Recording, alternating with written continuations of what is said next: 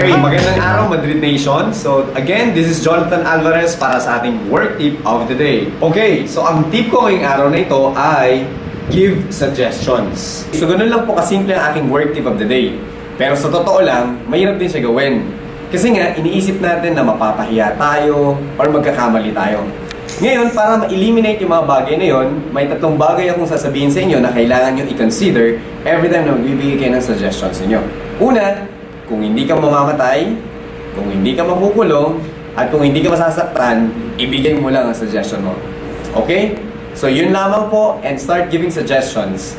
And malay mo, yung suggestion mo ang susunod na maging breakthrough ng company or ng grupo nyo.